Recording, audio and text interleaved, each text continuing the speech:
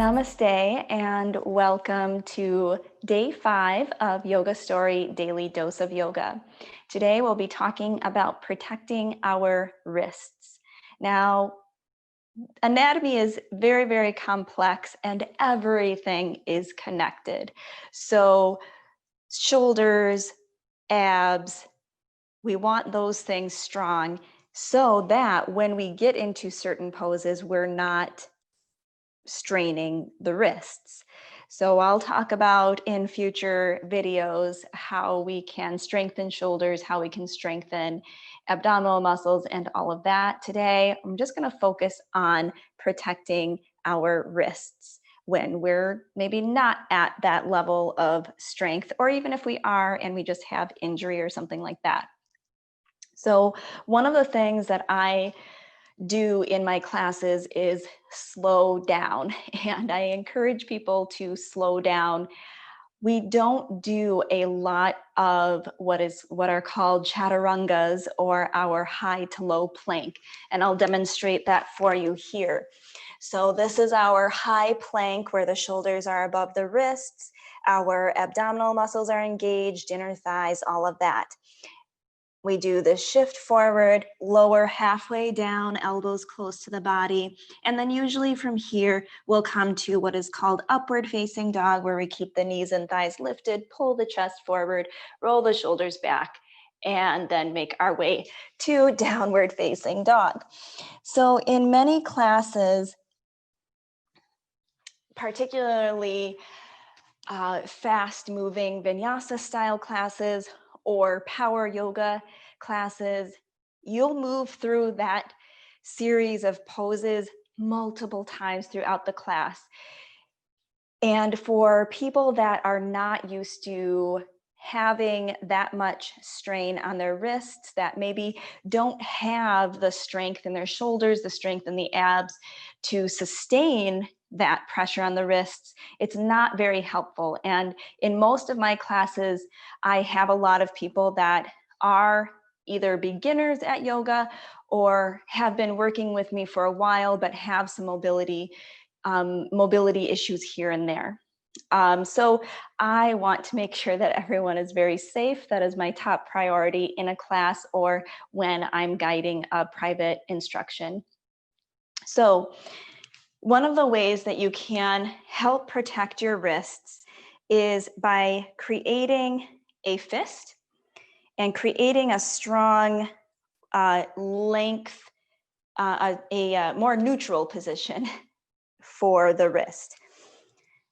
So you can create that fist here, and as long as that's not too much pressure for you through the knuckles, if you don't have any sort of arthritic things going on there, this is a perfectly good place to be in either tabletop or high plank, or even a downward facing dog. You can come to those places. You can even come to your low plank here, gives you a little bit more power to lift up and all of that. Another thing is just to check for yourself where your range of motion is with your wrist. So holding your wrist out in front of you, taking a look in a mirror at how far back you can actually bring that wrist with comfort. So here we have wrist extension. So we're extending through the front of the wrist and flexing through the back. So notice where your range of motion is. If you're just here and you're in tabletop and you're having pain because I'm asking you to bring your shoulders above your wrists, you might find that you need to bring the shoulders back behind the wrists a little bit and let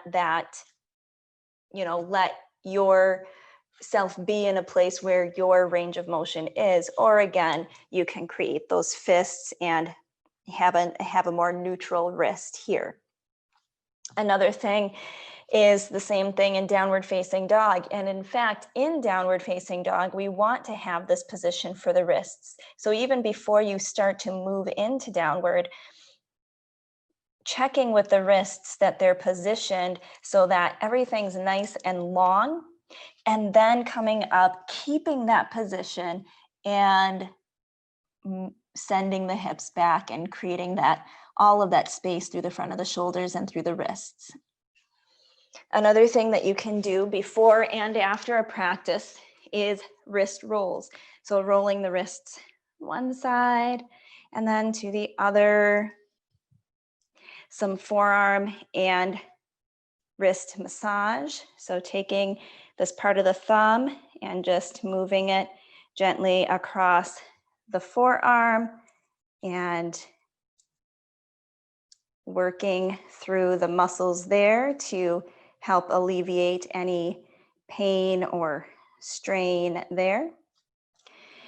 And then as far as positioning the hands, when you come to position the hands, we want to create a balance through the hands. So we're pressing straight down. We have a strong connection, almost like a grip-like connection of the fingers to the ground. So we're connecting through the pads of the fingers, through the heels of the hands, creating a little bit of space between the palm and the floor.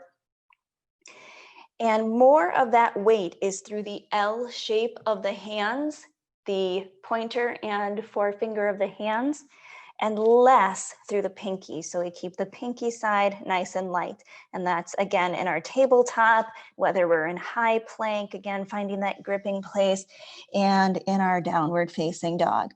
So all of these things will help you to protect the wrist as you move through your practice. And if you notice that you're even starting to approach a place of pain in the wrists, simply come out of the pose. Again, maybe move through some wrist rolls, give yourself that self massage, just rest, and then come back when you're feeling ready to move back into that pose or do something different. Don't maybe avoid that pose until you're ready for it. So thank you so much for watching. Thank you so much for listening. I will see you back here again tomorrow for day 6 of Yoga Story Daily Dose of Yoga. Peace.